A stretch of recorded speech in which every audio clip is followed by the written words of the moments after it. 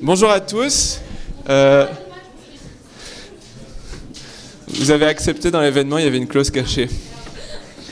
Ça sera déformé, republié.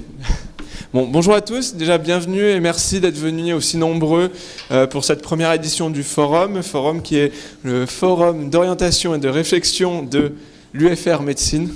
C'était l'histoire de trouver cet acronyme. C'est mission réussie.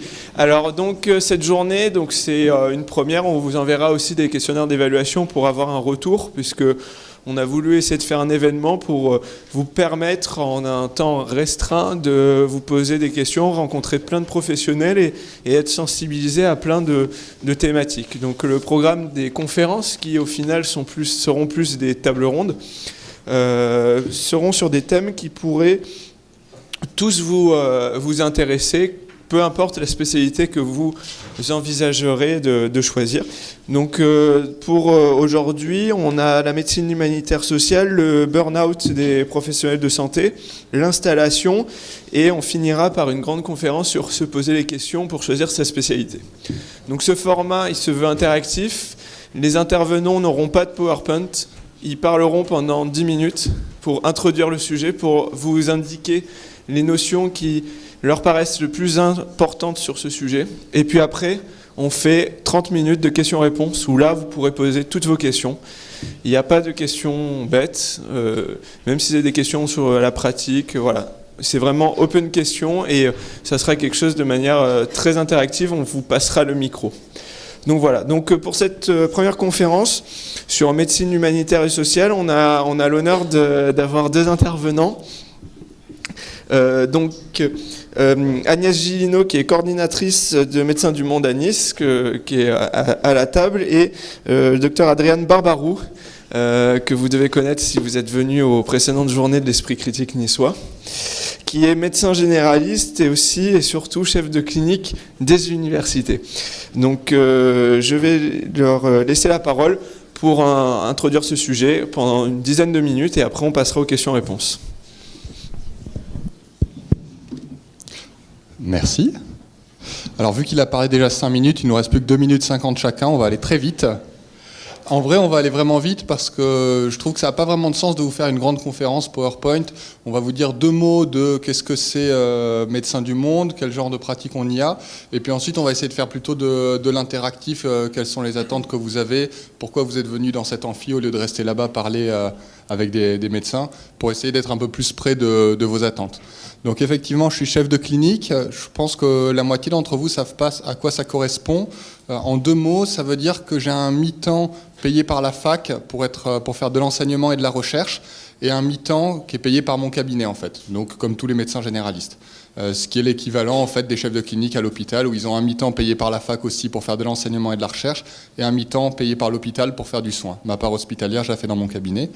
En plus de ça, je suis bénévole à Médecins du Monde sur Nice. Donc Agnès va vous expliquer un petit peu en quoi ça correspond. Et ensuite, moi, je vous ferai un retour sur les 2 derniers malades que j'ai vus à Médecins du Monde pour que vous ayez un petit peu une idée de quel type de travail on fait sur un plan un petit peu médical. Bon, ça marche pas. Donc a priori, j'ai plus que 30 secondes, puisque Adriane devait dire 2 mots et il a parlé 2 minutes. Donc très rapidement, je ne suis pas médecin, je suis de formation sociale. À la base, je suis assistante sociale. Ça a un peu évolué depuis, mais voilà. Donc très rapidement, pour vous présenter Médecins du Monde. Médecins du Monde, c'est une association qui est plus souvent connue pour ses actions à l'international. Elle a été fondée en 1980 suite à une scission avec Médecins sans frontières. Je vous passe tout l'historique de l'association. Ce que je peux vous dire, c'est les valeurs qui fondent notre engagement dans cette association. Je suis salarié, moi, mais je suis engagé quand même, et j'ai les mêmes valeurs. Donc, il y a un projet associatif qui a été réécrit en 2015 et qui pose le cadre de nos interventions. C'est une justice sociale avec des droits fondamentaux pour chacun, puisque dans les droits fondamentaux, il y a l'alimentation, l'hébergement, qui sont des déterminants de la santé. On essaie de faire en sorte que toutes les populations, enfin que que les populations avec lesquelles nous sommes en contact et qui sont en situation de vulnérabilité, elles soient en capacité d'agir. C'est-à-dire qu'on remet à un moment donné le patient au centre de sa propre prise en charge. En tout cas, on essaye de façon à ce que ce soit lui qui décide. On est bien évidemment indépendant de tout pouvoir politique, religieux ou financier. C'est une association de bénévoles. Il y a au total, dans tout médecin du monde, en France et dans le monde, sièges compris, ça doit faire à peu près 300 salariés. Pour vous donner une idée sur les actions à Nice, on est 2 salariés et demi et il y a 80 bénévoles. On parle d'engagement citoyen et on recherche une forme d'équilibre entre la France et l'international dans nos actions. Pour mener à bien ces objectifs, et l'engagement citoyen se traduit dans des activités certes de soins mais aussi de plaidoyer. On ne monte pas une action s'il n'y a pas un volet plaidoyer. Un plaidoyer, ça veut dire que l'action permet d'alimenter des arguments auprès des communautés internationales, des gouvernements, des collectivités territoriales, de façon à ce que les lois et l'accès à la santé changent. Donc je vais faire court, c'est vraiment un engagement militant. C'est vrai que si on reprend les débuts de l'humanitaire, il y avait une légitimité morale et humaniste, on va dire à ça. Là, l'humanitaire a acquis au cours de l'histoire une légitimité de droit, puisqu'il y a un droit humanitaire. Et maintenant, on essaye d'avoir une légitimité aussi politique, dans le sens où on tente d'agir sur les déterminants de la santé, enfin sur ce qui détermine la santé en termes politiques. Alors, très rapidement aussi, parce que je vois Adrienne qui me regarde, la France et l'international. Il y a de moins en moins de frontières, si je puis dire, entre la France et l'international. Moi, ça fait 23 ans que je suis un médecin du monde. Avant, c'était très clivé. Il y avait d'un côté l'international, de l'autre la France. Là, on se rend compte que non seulement on voit les mêmes publics, puisqu'en France, on reçoit essentiellement des personnes de nationalité étrangère qui ont migré, et qu'en plus, on recherche les mêmes objectifs. Alors, à l'international, 73 programmes, 44 pays. En gros, on distingue, pour faire court, les missions long terme et les missions d'urgence. Et en France, on a 68 programmes dans une trentaine de villes, donc auprès de populations migrantes, de personnes prostituées, d'usagers de drogue. Enfin bon, après, si vous avez des questions, on y reviendra. Et pour conclure hyper rapidement quand même, et puis pour vous montrer que malgré tout j'ai un peu travaillé, j'ai été chercher, vu que le titre de la conférence c'était médecine sociale, médecine humanitaire, j'ai été chercher les définitions dans le dictionnaire. Alors l'humanitaire, c'est ce qui s'intéresse au bien de l'humanité et qui cherche à améliorer la condition de l'homme. Et le social, c'est ce qui concerne l'amélioration des conditions de vie des membres d'une société. Donc finalement, il y a peu de différence entre une médecine humanitaire et une médecine sociale. C'est la façon dont ça se décline dans les différents pays qui est différente. Et je passe la parole à Adrienne pour qu'il vous parle de sa pratique. Merci Agnès. Ouais. Merci Agnès de t'être prêtée au difficile exercice de présenter la complexité d'une association tentaculaire comme Médecins du Monde en 5 minutes à un public qui connaît pas. Alors moi je vais reprendre la partie un peu plus pratique et un peu plus médicale. Donc sur Nice on a un CASO, un centre d'accueil de soins et d'orientation qui porte bien son nom. C'est-à-dire qu'on a des personnes qui n'ont aucun droit. Donc exclusivement des réfugiés, des gens qui sont venus et qui sont en situation illégale, des prostituées, des sans-papiers, des gens qui suite à un épisode psychotique ont tout perdu. Il y a des gens qui quittent leur ville, ils débarquent à Nice comme ça. Donc des gens qui ont absolument aucun droit. Et on se charge on se donne comme mission de les accueillir, de les soigner un peu et surtout de les orienter pour les faire rentrer dans le droit commun, dans leurs droits pour leur faire récupérer leurs droits. Pour ça, on avait des kinés, là le dernier est parti, mais on a des psys, on a des assistantes sociales, on a le matériel pour des dentistes, des médecins généralistes, on a des liens avec des radiologues qui nous font des radios gratuitement. Donc on est quand même assez bien équipés. Moi, j'y exerce en tant que bénévole, donc vraiment gratuit.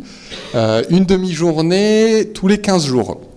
Donc une demi-journée tous les 15 jours, j'y vais, et les patients qui verbalisent le besoin de voir un médecin, je les reçois, et on fait ce qu'on peut.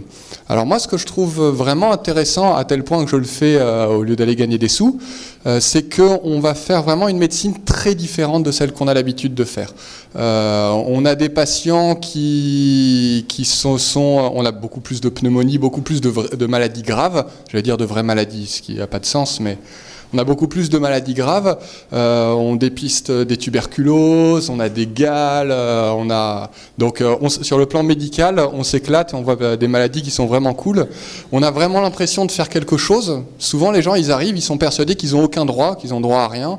Et on leur explique qu'en fait, ils ont droit à l'aide médicale d'État, ils ont droit à la CMU, et ils ressortent avec des étoiles dans les yeux. Souvent, c'est des gens qui, depuis qu'ils sont en France, sont rejetés par tout le monde.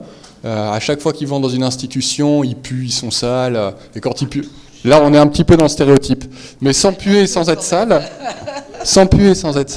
il y a beaucoup de rejet justement pour ces personnes qui n'ont aucun droit. Et ça, sur le plan humain, on se régale. On se régale parce que quand on leur dit, quand ils rentrent dans le bureau et qu'on dit bienvenue, avec un grand sourire, ils sont là. Alors c'est la première fois qu'on me dit bienvenue, quoi. Donc voilà, ça c'est la partie qui est cool. On fait une grande partie de notre activité, finalement, pas tant le soin que l'orientation. C'est-à-dire que quasi systématiquement, ils finissent orientés au centre de lutte contre la tuberculose, au centre de vaccination. On leur explique comment avoir des droits et on leur explique comment faire les frottis gratuitement en PMI. Donc ça, c'est une partie que moi, dans ma conception à moi de la médecine, je trouve primordiale parce que c'est de la prévention. Et on sort un petit peu du côté qu'on a souvent on voit des malades quand ils sont malades pour les soigner. Du coup, j'ai choisi de prendre les 2 derniers malades que j'ai reçus parce que je trouve qu'ils montrent particulièrement bien la pratique en médecine générale. Donc, à Médecins du Monde, là, j'y étais lundi matin. L'avant-dernier malade que j'ai reçu, c'était une femme qui était avec son enfant et son mari. Son enfant était nouveau-né, il était vraiment tout petit, il avait quelque chose comme 1 mois, et elle venait parce qu'elle avait le nez qui coule. Donc jusque-là, ça allait.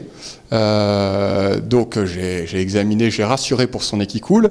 Et je dis, et au fait, qu'est-ce qu'il a comme suivi le petit? Alors le petit, il était bien suivi, il était sur un réseau avec l'Enval, donc il avait des pédiatres qui le suivaient. Et je dis, et vous en êtes où? Alors elle commence à me raconter sa vie, qu'ils sont venus en France parce que dans leur pays, ils n'arrivaient pas à trouver un métier, qu'ils ont vite déchanté, qu'ils sont tous les 2 en situation irrégulière. Et que du coup, c'est pour ça qu'ils n'ont pas de droit à la sécurité sociale, parce qu'ils ne savaient pas qu'ils avaient des droits. Donc je ne sais pas si vous le savez, mais quand on est en situation irrégulière, on a malgré tout droit à être soigné en France, à condition de résider depuis plus de 3 mois. Donc j'aurais expliqué ça, déjà des étoiles dans les yeux. Je dis, madame, c'est quand la dernière fois que vous avez fait un frottis, la dame de 40 ans? Elle me dit, jamais de ma vie. Je dis, Et elle me dit, on a droit à des choses comme ça? Je dis, oui, bien sûr qu'on a droit. Et donc je l'oriente vers la PMI. On a commencé à discuter un petit peu des dépistages des maladies sexuellement transmissibles. C'est des gens originaires d'Afrique qui n'avaient jamais fait de dépistage des maladies sexuellement transmissibles, donc je les ai orientés là-bas. Et originaires d'Afrique, je les ai aussi envoyés au centre de lutte anti-tuberculose.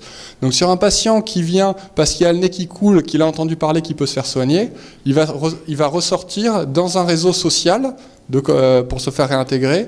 La femme, elle n'avait pas de suivi gynécologique, elle ressort avec un suivi gynécologique, ils vont rentrer dans des droits. Et là, on est quand même en une consultation qui va nous durer une demi-heure, on sent quand même qu'on a fait un bien à la population, qu'on a vraiment fait avancer les choses. Et ça, c'est quelque chose qu'on a un petit peu moins souvent dans nos cabinets de médecine générale, où on a des gens qui sont finalement plutôt bien, déjà sur le plan social et compagnie. Donc ça, c'est vraiment ce côté qui est passionnant, je trouve, dans Médecins du Monde. Et le patient que j'ai eu juste après, donc c'est le dernier malade qui avait attendu comme un fou, il venait parce qu'il était en rupture de traitement pour son diabète, et aussi parce qu'il avait un truc au ventre. Et ça n'a pas été évident parce qu'il est rentré, je lui dis « Bonjour monsieur, vous parlez français ?» Il me dit « Ah !» Je dis « C'est-à-dire ?» Et donc je demande à l'accueillante qui me dit « Ah non, il ne parle pas un mot de français, il était slovaque. » Je dis « On a un interprète slovaque là ou ?» Et elle me dit « Ah non, on n'a rien. » Je dis, mais English? No English. Comment? Et du coup, il y a ISM, Intersecours Migrants. C'est une plateforme où on appelle, on dit voilà, j'ai besoin d'un interprète. Et il y a des interprètes dans toutes les langues. Et donc, il commence à expliquer, bon, alors voilà, je suis en rupture de traitement pour le diabète. Je dis, bon, ça va être facile. J'ai un truc au ventre, il me montre une hernie comme j'en ai vu 3 ou 4 dans ma vie seulement, réductible, donc c'est pas grave. Et j'ai mal dans la poitrine, là, et puis ça va dans l'épaule, comme ça.